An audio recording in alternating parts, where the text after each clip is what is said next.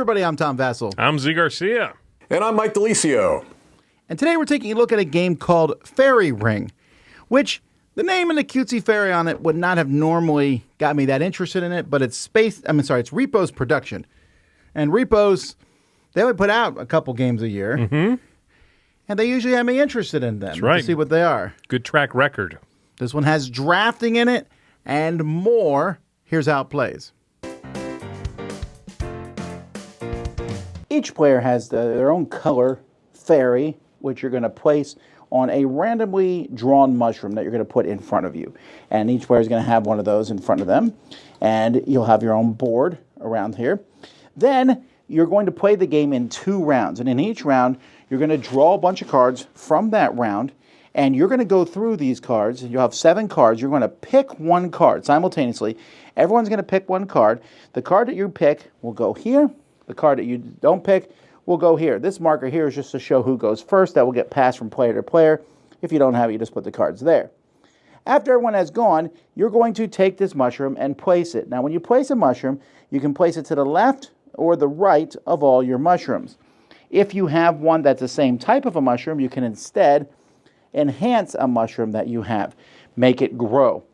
Now, once you do that, so let's say on my first turn, I play this one here, you'll look at the number in the top corner, which is, in the first round, 3, 4, or 5. You then move around all the mushrooms here. So 1, 2, 3, and wherever you land, that player, if it's you or someone else, is going to get these point tokens here from the middle based on the kind of mushroom.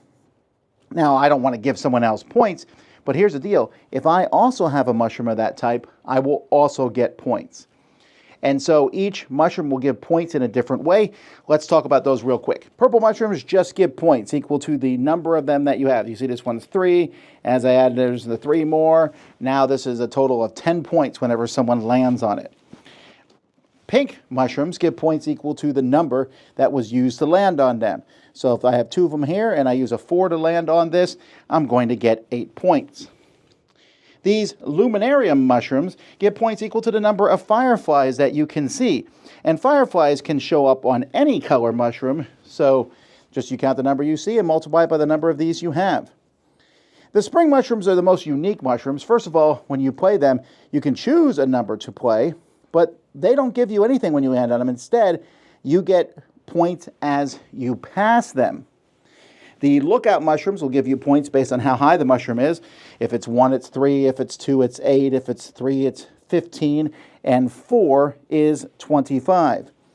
These mushrooms give you points based on the number of different mushrooms that you have. And those are the different kind of mushrooms that you'll have. Now, I've been calling this stuff points, but it's actually mana. When you get 20 mana, you'll turn it in, and on your counter, click, you get a point. And at the end of the game, whoever has the most points wins. Tie is being broken by mana. So if I have this, I have 100 mana. Let's say I have this 106 mana, really, if I have 6 more plus that. The second round of the game is done the same as the first, again, with you drafting the cards. The difference is the numbers at the top will be 5, 6, and 7. Other than that, everything else is pretty much the same. After you've gone through that twice, whoever has the most points is the winner. You can also play an advanced variant where you just simply have some objectives out here. These are all double-sided. And the first person to get 7 different mushrooms will take one of their tokens and put it on there, and essentially that just gives you an extra point. So these will be higher scoring games if you play with the objectives.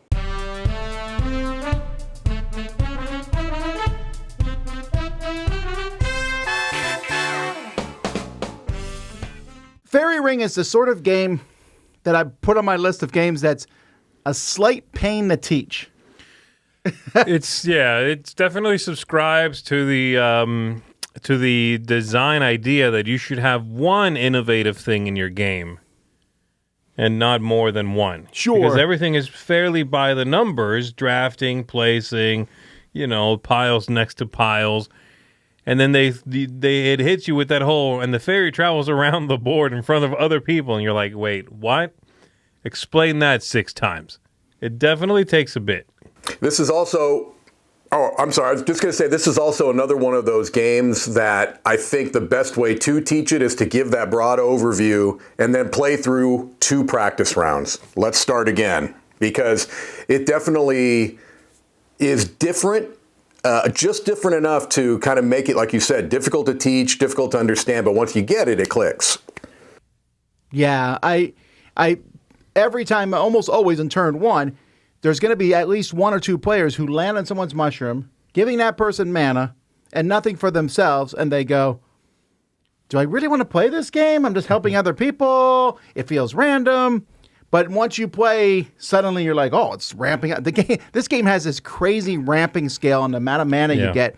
So on the final turns of the game on second round, you often are getting a point a round sometimes. Right. I'll get 20 mana. And I really like that. Yeah. Now, I want to talk real quickly about the points. What do you all think about the mana? 20 mana is a point, and that point, according to the game rules, is hidden, which isn't that big of a deal. You can count points, I suppose. I don't like it being 20. It's a dumb thing, but I have a hang up on that. And in fact, I might play it not being 20 because I think the Dow will, it seems to be the end game score seems to be about 9. I think the Dow will go up to 18 because I want it to be 10. 10 to 1 makes sense. It does two things. 10 to 1 in your head, in my head, makes more sense. And B, it's harder to track then. I can easily track every time you turn 20 into 1 point. It's pretty easy. And if I pick one player only at the table, and I'm like, they're the strongest player at the table, I can basically at any given point know how many points they have. 10 to 1, I might lose track. It makes more sense. I just don't get it. Why 20? I don't know. Maybe that's just the number they picked. I hate it. It seems a little bit inelegant, I guess is the thing. I don't know that that's a big deal, but when you play enough games, certain things will just stand out to you, and that was one of the things that stood out to me. Is like, gosh, there had to be a smoother way to handle this. Now, the smoothness, I will say, in the way the points work, I think the mushrooms, they all feel fairly balanced. Mm-hmm. I'm always trying to get those mushrooms that I call them the toll booths, where when you go buy them, you get points, because those don't seem as good, and yet you really want to play them because they give you 3 numbers. So you're going to land on exactly where you need. That's the thing, right? That's the beauty of those. They let you pick where you're going to land, yeah. And then do you want to have a lot of mushrooms so that there's a higher chance of people landing on you, or do you want to have a few, but if someone lands on them, you're getting a lot of points? And this is all simple strategy stuff, but I think it works really well. I think for how inelegant, like Mike was saying, and that's a great word for it, for how inelegant the 20 to 1 thing feels to me, the idea of, tall but narrow versus wide but short is so elegant. It is incredibly well put together, and you couple that with this fantastic feeling of knowing exactly where you're going to land if you're the first player, and the farther away you get from that, the more wiggle room starts to be there, and the more you're like, ooh, now I'm gambling. I love those two things and the way they work together. Yeah, I agree. I think that I think they're both viable strategies too. I just think that one maybe feels higher risk, higher reward, which would be having a narrower but more impactful when you make it work. That feels like high impact, a little bit. Like I said, high risk, high reward. But I think you could win that way. I think I have won that way. But yeah, it's really a neat kind of a system, because you can also pivot at one point too. You can say, look, I'm not getting the cards that I need to go heavy into 1 or 2 mushrooms. I'm going to go ahead and start to spread out, and I think it works nicely either way. And I want to do a quick shout out to the components. In particular, I mean the player boards. The fact that you draft a card and you stick it into one slot to show it's about to go up, and then the rest go on that board, and you have that mobile board to show who goes first. That just seems like all simple stuff, but it really helps in a drafting game. I can't say a number of drafting games I'm like, wait, there's 3 piles here. Whose are these? Yes. This is just really smooth, and it's because of that simple little board mechanism. Mm-hmm. I played this game a ton this year already. Been teaching it. It's really easy to teach. To me, it's almost like a nominee for the Spiel des Jahres. It's that kind of game, I think. I agree. What would you give it, Mike? This is a game that surprised me, quite honestly. The first time I played it, Tom, you taught, and I struggled to grasp it right away and thought, gosh, this seems like a lot of work for a very simple game. But 3 rounds in, I was like, okay. And emergent strategies and cleverness really grabbed me. I was really impressed with the design, and I agree with you. I think this is one that could sneak. It's right on the edge of being approachable enough, and it's too light for a Kennerspiel, but I'm giving it an 8. I think it's a really, really solid game. It feels unique. There's nothing on the surface that appears unique, drafting and kind of card powers, but I cannot think of a game that feels like this one, and so that gives it a little bit higher of a score for me. It doesn't get into the excellent because, as I said, there are some inelegant aspects to the game, but overall, easy to recommend it. It could go up if I continue to play it and find people that are getting into it as well. What about you? I'm giving it slightly below that. I'm giving it a 7.5, but I agree with a lot of what Mike said here. I echo many of those sentiments. The inelegance of a few things, the 20-1, the fact that you're drafting only 2 rounds, but I've seen it multiple times happen where the last 3 or 4 cards are the same. That never feels good. You're doing that because you're only drafting 2 hands of like 7 cards. That's like 25% of your game if you get stuck with a hand that all 3 cards are the same. And I've seen it happen multiple times.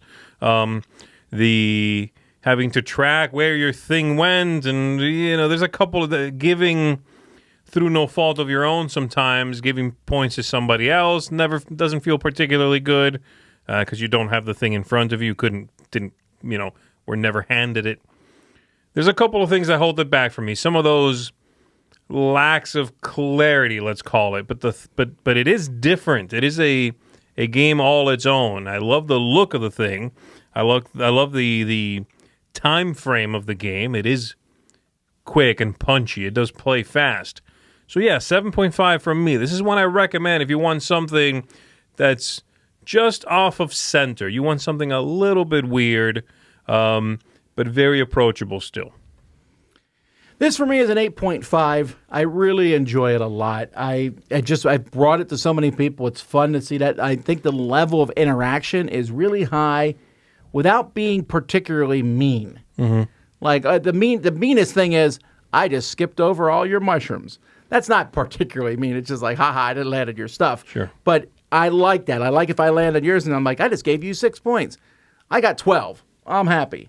And then no one else at the table is happy. And you have to kind of keep that balance of making sure that I'm not going to give too many points to any one person. Yeah. And then I think the artwork is phenomenal. I think the production, it's a small production. It's a really small production, but it works well. Mm-hmm. And this is the kind of game that's inexpensive and easy to buy. So I'm actually going to be very interested in seeing what the 2 designers, Lawrence Grenier and Fabian Tanguy, do in the future. I'm looking, to see what else they might have. Yeah. Well, there you go, folks. That's Fairy Ring. Check it out. I'm Tom Vassell. I'm Zee Garcia. And I'm Mike DeLisio. Coming around the table to you.